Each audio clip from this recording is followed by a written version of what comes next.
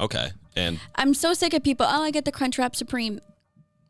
Am I getting charged with something? Is this an ambush? what is happening? Where is that even? There's Is there a a fire alarm? I think ladies and gentlemen, I think the fire alarm just went off inside of our office.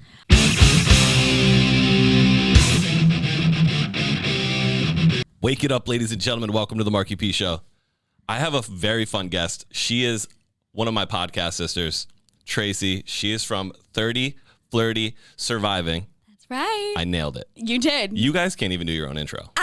You know, when you're right, you're right. Yeah, I'm right. It's been a struggle and uphill, but we're getting there. We're getting there. It's true. Yeah. But, it's fun to watch you guys fumble your intro. Thank you. I love It's it. all, I look forward it to it brings every the week. surviving part to life, Just surviving the intro. Yeah. I love that. How was your weekend? Weekend was pretty good, watched my fantasy football team crumble yesterday. Watched it at my parents' house with Mom, Googling what to do for fantasy football the entire time because I'm still in the dark on the rules. But, You're new to football Sunday's back. You're new to fantasy. Very new. Our buddy Hurley, who's here today. Hey. Again. As always. Drops in a quick little hey. He created a fantasy football league for all the podcasters, which has been fun. Yeah, I mean, if you call public embarrassment fun. Embarrassing yourself in a group chat fun. I mean, everybody's done it. Yeah. My team, I'm losing. Well, I've lost. I have 100% loss right now to Official? Shannon. Yeah, from Drinks After Work. Dang. Yeah. She didn't put a beating on me. She just beat me. Okay. Which. So tonight's games won't change anything. Monday Night Football. No, I don't have anybody playing tonight. Oh. Yeah, I don't think she does either. But. I mean, that's where if a she lot does, of us it's are only going to cement it in that much further. If it does, I'm going to get tortured in the group chat. I'm going to get a screenshot of the score and then of my past girlfriends and Josh put JD's dog in there last night. Everything's going on blast. It's just we're just going to torture. It's ruthless. There's going to be a death in the podcast community. Yeah, this was supposed to be like a team bonding experience, and I think if anything, it's pushing us further apart. Hurley, what do you have to say for yourself? You've created something just absolutely disastrous. I don't know. Yeah. I think about it every day. He instantly regretted it. Yeah. Yeah, that was an instant regret thing. So last night, Megan Fox and MGK are at the VMAs. Fire. Do you love them as a couple? I love them as a couple. I don't like Courtney and Travis as a couple. Something about them just irks me. I think she's trying too hard to be a bad girl. Yeah.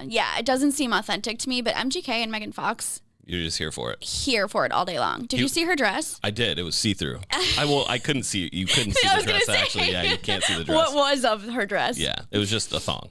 Essentially. Yeah, which was diamond encrusted. Was it really? Yeah, you didn't see that? I didn't look deeply into... I didn't look you deeply didn't into the look thong. straight at the badge? Yeah, I wasn't just locked right in. I was just more concerned about MGK getting his face punched in by Conor McGregor. Do you know the scoop? How did this originate? What's their beef? So I guess Conor McGregor wanted a picture with Megan Fox and then went to go take a picture with Megan Fox, and MGK was told him no, and I guess Conor McGregor and him got into a little spat, and then MGK pushed Conor, which ballsy caused him to spill his drink, and then all mayhem ensues. All bets are off after that. All bets are off. Yeah, you just don't spill a man's drink. And, yeah. I mean, well, don't touch another man's woman. I guess Conor. But asking for a picture, that's really that bugs somebody that much? I think there's a little bit of immaturity on the behalf of MGK for that. Mm-hmm. I mean, Conor McGregor is a massive celebrity, right? Yeah. And in his same sense, MGK is also a massive celebrity. Same with Megan Fox, right? So they kind of roll in the same circles, I can imagine. Mm-hmm. I don't know where the beef would come from. I also feel like Conor went before his fights, he is the king of trash talk, and he's always talking about people's girlfriends and wives, and so there's a level of respect that he does not have. That's true. Which I think maybe is where MGK's just stay away from my girl. I don't need you talking about her. I don't need her name in your mouth. That's no fair. Photos of you guys online. I know how you operate. Yeah, that's fair. Imagine. Your Connor wife's has no mercy. Your wife sent me DMs. It's like, oh shit. Yeah. Here we go.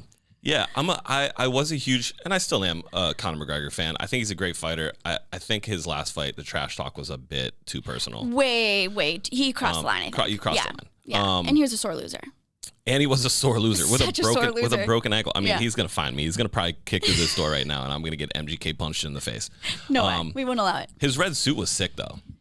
MGK's red suit was fire. I mean, I've got red shoes on, so I'm like, oh, so you're biased. yeah, I'm okay. biased. Yeah. Got it. And dude, we got the red. we're hooked up. It's new fall. backdrop. New backdrop. Fall. New merch coming. There's gonna be flannels. Yeah, Conor McGregor's pink suit was fire. Yeah, he's a sharp dresser. You got to give that to him. Yeah. He always looks nice. Do you like guys in suits or more casual? Like, what is your... Casual. I mean, sure, like a guy in a suit that's, looks nice and polished, that's attractive, but I feel like it's a little unapproachable. I just like someone who's a little bit more casual. Okay. I respect that. So let's chat about the podcast. Okay. What inspired you guys, Kelsey, and Tanisha, to start the podcast? Yeah. Well, first of all, we like to talk. We don't quite shut up. Okay. So we always knew that it would be like a platform that worked well for us and that we'd enjoy.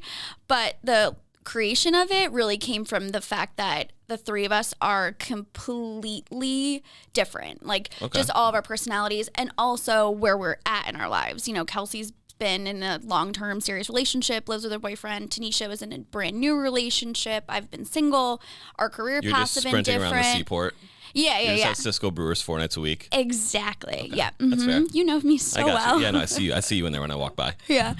But I think what's really cool is that regardless of where we're at in our lives, what we're, doing for work, we all can still kind of come together and find some common ground, even though we bring a little bit something different to the table. That's awesome. Do you find yourself like throughout the course of the week thinking to yourself like, this is what I need to talk about this week.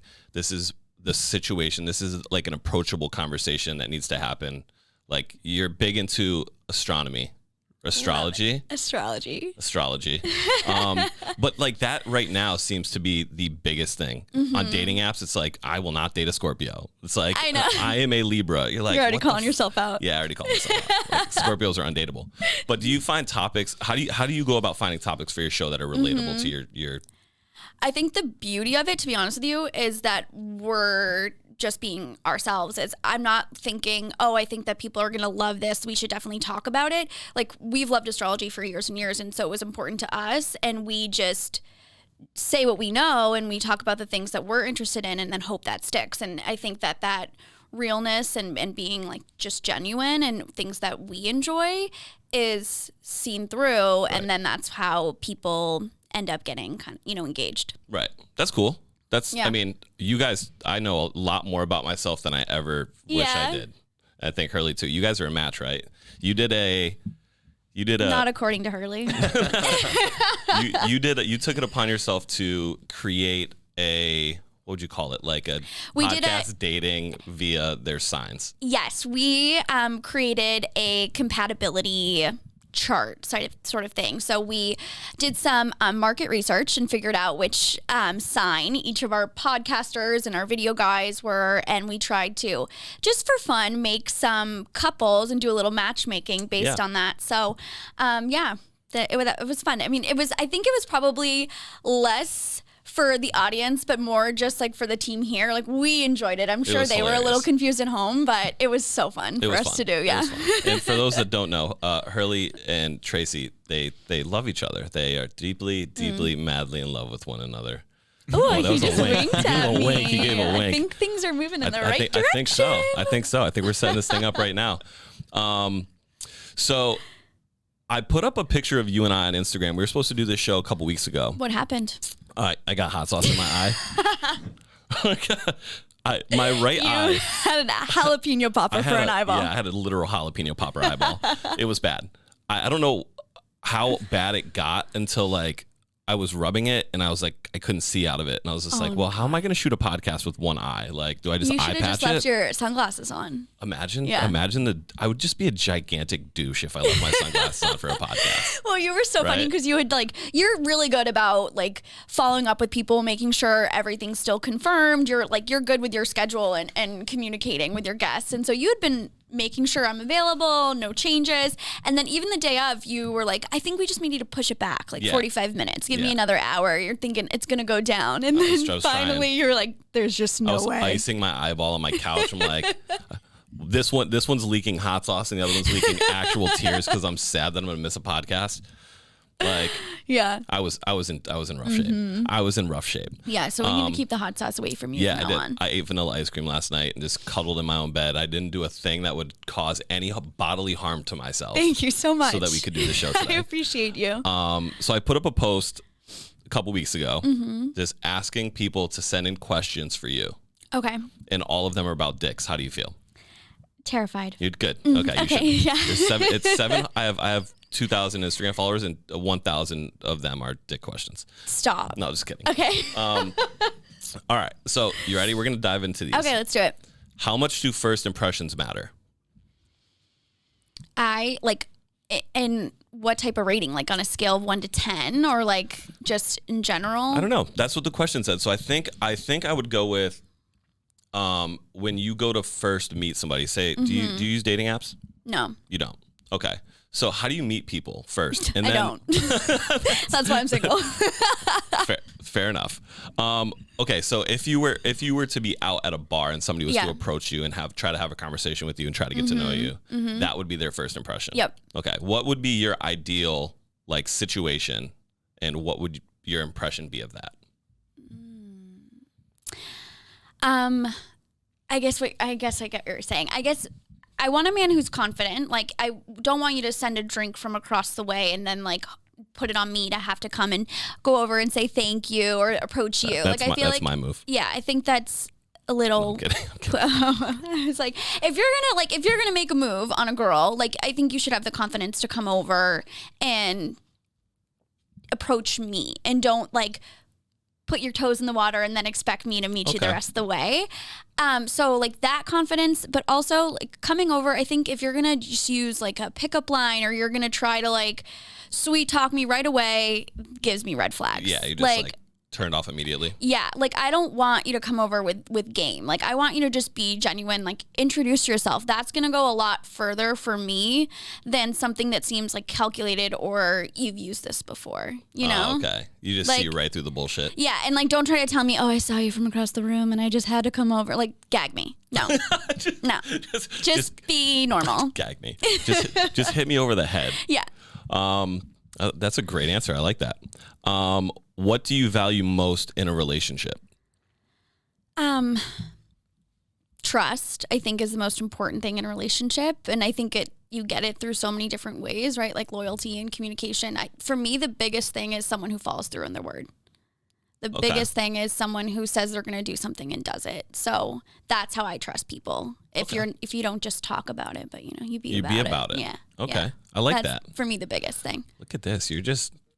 I didn't send you. By the way, none of these questions were sent in advance, so she has no idea what's coming. I can tell though they're gonna just get like that much more harder as we go on. Just gonna turn it up. Does size matter? No, just kidding. Don't answer that. That's gonna go right into a reel. Please don't. So it's going there. Perfect. So what are your biggest turn-ons and turn-offs?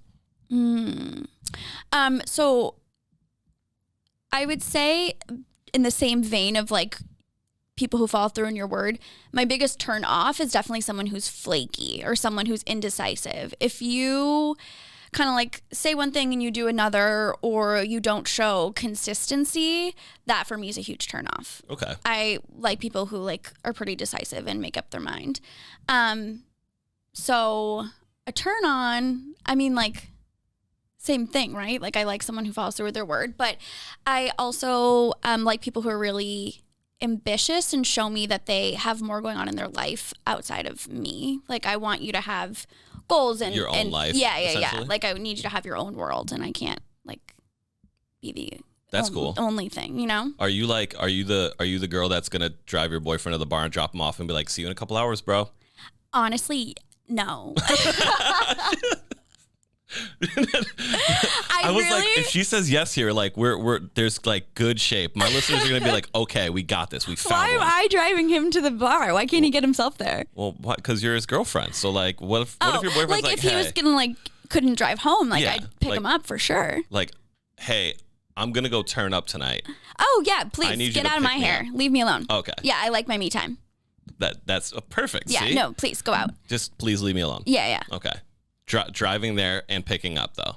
I if that's how I get my alone time, I will drop you off at noon and pick you up at midnight. Wow. Hurley, you hear that, dude? You're locked in, bud. We can get drunk from 12 to midnight, and she'll drop Go you off for and it. pick you up. Go for it. How do you feel? Can Mark and I both be your boyfriends? So then we can just go and go to Southie and just hang out. Yeah, that's it. We'll just I go to Southie and hang never out. thought that question would come, but I happily say yes. She accepts. I mean, look at us. We're just fantastic. Truly. Wow, I forgot that this one was. What was your first impression of me? Somebody asked me that. They said, "What was her first impression of you?" I was intimidated for sure because you're kind of quiet. When I think that the first time I met you, we had a little podcast get together here. Yep. For some like a pizza party, and you kind of like stayed in the back, and you're with Jeff London, and I was like, "There's just these two big burly men with crazy beards, and they're not talking to anybody." So I'm like, "Are they scoping the scene? Are they like sussing us out? What is the deal?" So I was a little intimidated by you. And then I opened my mouth, and she was just like, "That guy's a fucking idiot." You are just like the sweetest teddy bear in all the land, dummy. and I was completely wrong. Thank you. Yeah, I'm not really good in settings where I don't know people. Yeah. Unless I'm forced into that setting. Yeah. Right. So if I work with an artist or a team of artists or, their team and I don't know them, I have to turn my brain on and just be that person. Mm-hmm. But in a personal setting, if I don't have to do that, I just won't. Right. If you're not getting paid for it, then you're just not going to access that part of the brain. Yeah. I'm like, wow, is there money coming from this? No. Okay. I'm just going to sit here and talk to Jeff London. Fair enough. Yeah. Fair enough. Yeah, no, you've surprised me that when we did the mantle on our show and you participated, we went out afterwards and you like totally threw me for a loop. Super like sensitive, like really easy to talk to.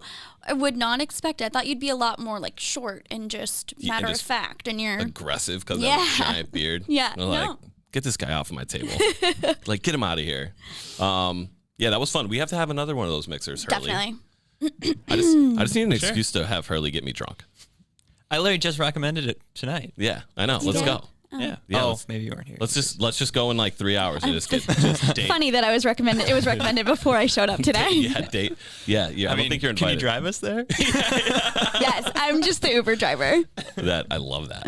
On your show, you guys talked about work-life balance. Mm-hmm. What is work-life balance for you? I think this is a super important question. So for me, I used to work for a PR marketing agency, and the clock, it's around the clock, like events and client meetings, travel, and there's a huge blur, and it's great because a lot of those events are really fun, right? You get free alcohol, food, and you're hanging out with people. Hurley, we're back again, dude. Free alcohol and food. Yeah, right? And so it's enjoyable, but then you look back and you realize, okay, well, I've been out of state for 2 days this week, and then I had a party till 7, and it's just like, when's my time to do anything for myself? So for me, it's like blocking off either like a certain day or certain evenings of the week and finding time to just do things that are for me and realizing that I'm not out here trying to cure cancer. Like the work is still going to be there in the morning, and just making sure that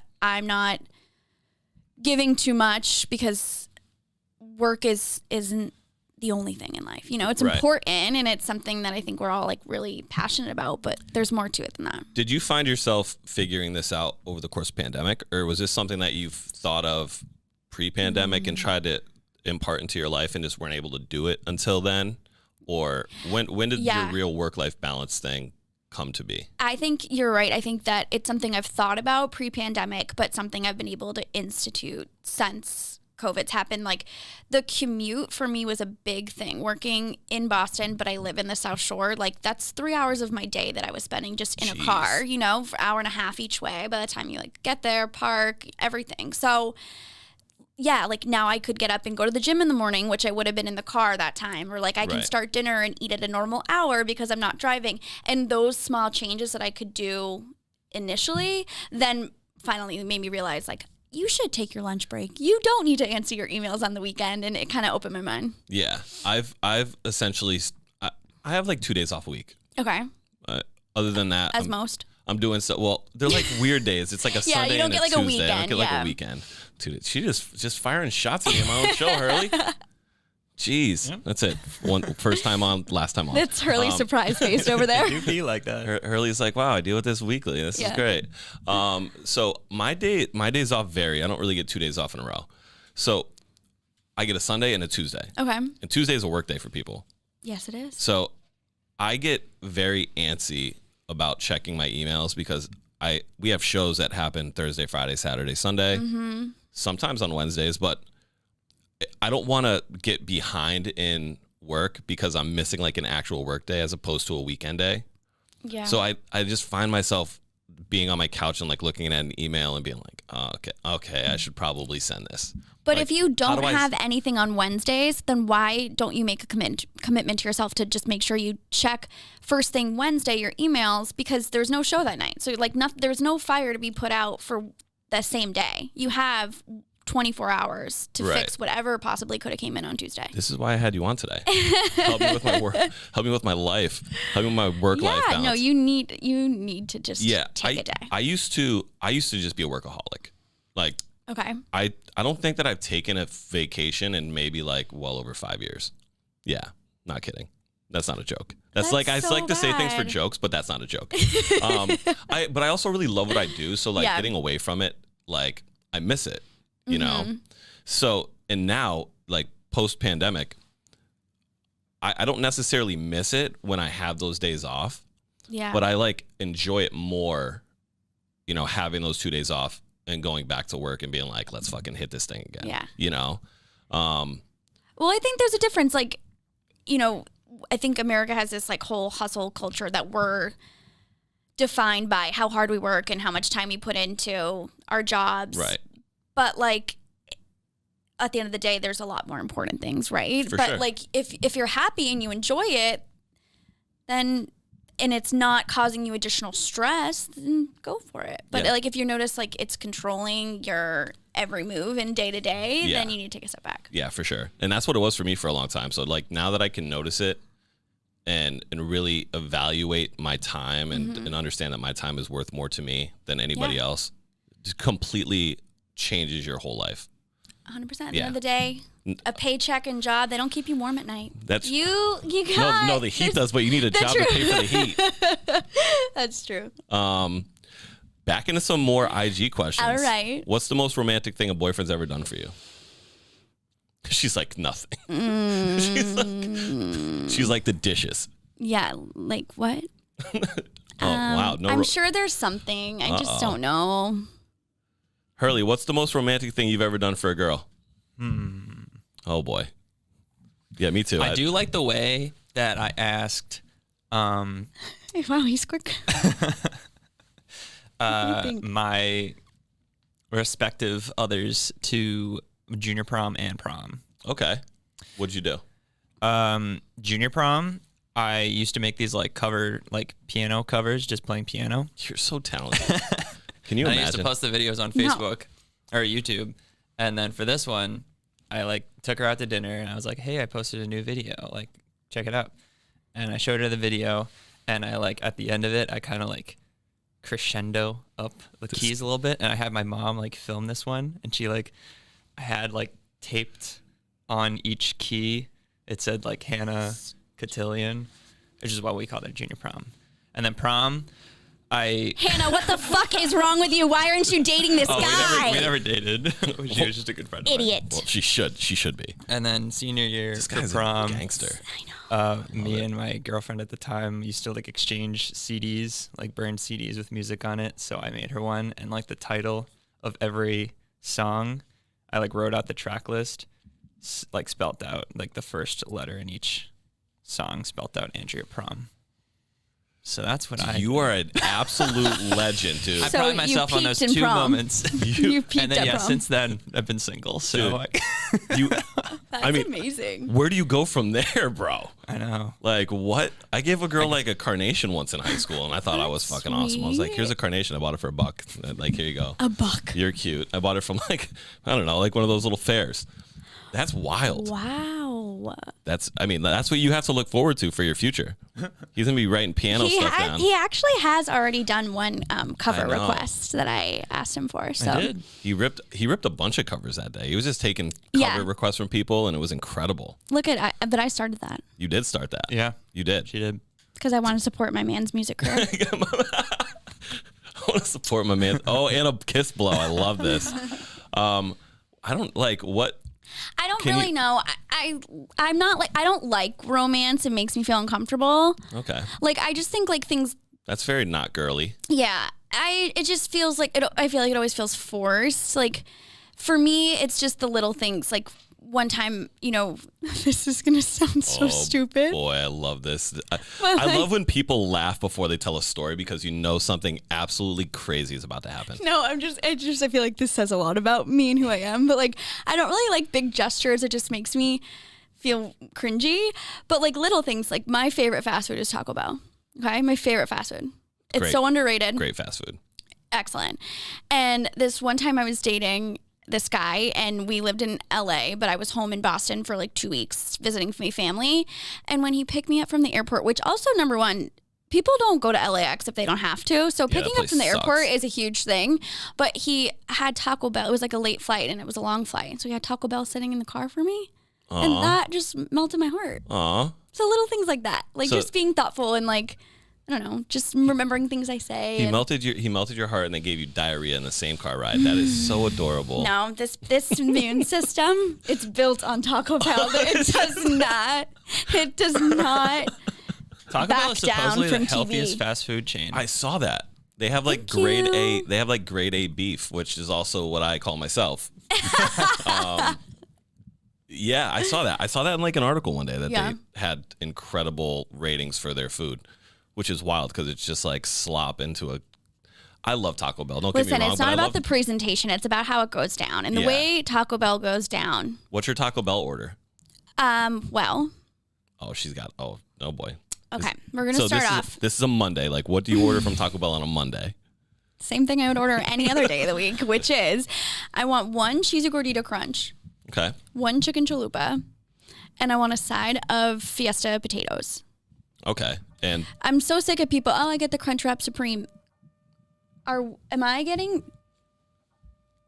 charged with something? Is this an ambush? What is happening? Where is that even? There's like a fire alarm. I think ladies and gentlemen, I think the fire alarm just went off inside of our office. I'm making sure that I didn't. Yeah. Do we have to evacuate? I don't know. I think so. All right. Well, this is hilarious. We have to. The fire alarm. The conversation was getting too hot. The Taco Bell really sent people over the edge. For those listening at home and not watching what's happening, our fire alarm is going off right now, and there's a prompt stating that we have to evacuate the building. So, we'll be back. All right. We are back from fire alarm scare. False alarm. False alarm. You know what wasn't a false alarm? The fact the entire floor smelled like fish. Oh my God. It was like a fried seafood plate. It literally smelled like 4-day-old like bass was left out. Mm-hmm. So the only conclusion I can jump to is that someone maliciously reheated their fish dinner in the microwave, and a desperate coworker pulled the fire alarm as an escape. I don't blame them. I don't blame. That's one thing you cannot do in an office setting. Yeah, that's 101. You don't bring fish to the office. Especially when it smells like it was literally caught 3 years ago. That was bad. Like the door to the office opened and we were all just like, oh. It hits you like a brick. The mask didn't save us. Like, no. Like the COVID goes through, the fish goes through even further. The fish smell. My beard is probably never going to smell the same ever again. Yeah, you're going to have to really use a nice clarifying shampoo on that thing. I'm just gonna stick my face in a whole bowl of like Dove soap and just let it marinate because the fish smell is probably still stuck in there forever. But we're back. We're alive. We've made it out of Fire Alarm Gate. Fire Alarm Gate. Hurley also stated that it was the weakest fire alarm in the history of fire alarms. We could barely even hear it. We literally thought it was our phones. Yeah, that was wild. Weird. Like what? Why is it so? My fire alarm, and I just showed you guys this thing is the purge alarm at my building. Just goes off like there is going to be a death. Can you play it into the mic for people? I mean, it literally gives me the creeps. I mean, I can. Here we go. This is what happened 3 hours into me moving into a new apartment. Imagine that. Like that noise. I took a nap. Full panic. I took a nap and I woke up in a full panic. He's sweating. Just like, what's going on? Yeah, I was like, we're being like invaded right now. Yeah. Like there's a guy with a mask and a machete about to kick my door down. And like, how did he get a key fob to get in? Is how I want to know. That's the thing. Hacker. Got it. Wow. I've been watching too much Designated Survivor. Yeah, that show is so good. How much do you love Designated Survivor?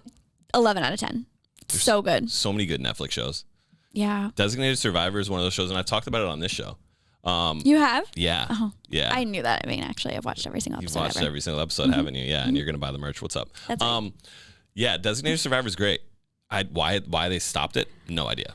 I was asking you before the show because I'm only at the end of season 2, so I would have to think like it must go downhill. Season 3 wasn't that great; they didn't pick it back up. But you're a stan. Yeah, I'm a stan. So now I'm more tortured in the fact that I'm not going to get any more because it is still doing so good. Yeah, I was so locked in on that show too because I kind of have an infatuation with like secret things that happen in the government. You're a conspiracist. No, I'm not a conspiracist, but. Why does she look at me like that? Aliens. No, please, take your time. Aliens. Get it out. Freemasons, right? Why is everything in Washington built in a straight line? I don't, what does that See, have that's to what do I'm with saying. anything? But that's part of Designated Survivor. Oh, I haven't like, gotten there yet. Why do they hide one person just in case the Capitol blows up and then they have to put that person in power? You know what I mean? Yeah. Like, there's so many weird things. Like, we got bunkers all over the place. Yeah. Right? And they talk about it in Designated Survivor. They do a bunch of crazy shit. I know. Right? So you're calling me a conspiracy theorist? I know. No, it's interesting. But yeah, it's like even when they like go to war and like the different bunkers we have all over Europe. Yeah, and crazy land. And not even to mention the stuff we have domestically. Like there's so much we don't know about. And even like when they're in the Oval Office and they have their own internal conversations and you realize how much is actually filtered from what they know versus what is told to the public. Right. That's the part that scares me the most. Yeah. Is how much information that they sit on that we will never, ever know. I turned you into a conspiracy theorist in 1 minute. It took me 60 seconds. Yeah, that was actually zero effort whatsoever. It took me 60 seconds to turn you into a conspiracy theorist. It's so good, though. Yeah, that show is awesome. The only real issue with that show is the fact that it's kind of realistic. Exactly. It's freaking me out. Okay, when was the show? Like 2014 through 17? Years ago. That epidemic that was in like Texas or whatever it was down there. And that show happens. Prior to COVID. Wild. It's wild. Wild. Maybe they had to pull the show off the air because it was so real that like shit that was happening in the show was going to eventually happen in real life. Yeah, like I feel like they're giving people ideas. Dude, get out. I'm cool with them not renewing. I'm cool with them not renewing the show. It was best for the general public. Love the show for 3 seasons, down. but we gotta go. Yeah. There's so many good Netflix shows. Clickbait, people are talking about. I watched it. I think it's The Office was just raving about it. Oh, really? Yeah, they loved it. I was a little disappointed with the ending. I just thought it was a little anticlimactic, but I know that sometimes they have to do that to get you in for another season. Yeah. I just thought it was one of those that's like so unpredictable that it becomes a little bit predictable. Like it's not one of those like I never saw the whatever secretary coming. Like right. You knew why they keep showing her so many times when she has no storyline whatsoever. She's gonna come up down the road. Okay. She's gonna come up in the end. You dive into TV shows like you just analyze. Oh, classic overthinker over here. It's my job. Is that what you do? Are you even able to like enjoy a TV show without overanalyzing it? No, because I need to assess all impending threats. You sound like Kiefer Sutherland in fucking Designated Survivor. What would you do if you're president and somebody was just like, "Oh, hey Tracy, everybody's gone. You get Mark and Hurley and Sam to create the country, what would you do? You're the Hurley president. would definitely be my special advisor. You would definitely be my chief of staff. Yep. Talking to the people. Yeah. On behalf of you. So the note section is going to be detailed. Detailed. I'm going to be up there for 3 days. Detailed. If I walked into that situation that he was in, I would have bombed anyone and everything. Dude, wow, you're a psychopath. You don't mess with America, man. You're crazy. You're crazy. No. You're just getting rid of everything. I love that. I love that. Yeah, anything that like gave me a question mark, gone out of here. You're just getting rid of everything. No. You're like playing real life Call of Duty. Like, I don't know how to play that, but just like you don't know how to play fantasy except you're winning. So, which I have more points than you. Yeah, you do. Yeah, you do. I don't want to talk about it. Not on my show. We'll go on your show and talk about how you're good at fucking how I'm good at losing and you're good at winning. Whatever, dude. What else do I have here for questions? No, there were so many that I had to leave off because they were just like, will she date me? What size are they? I'm like, my friends are disgusting. They're all gross. You guys. But yeah, they're just you don't want to meet them.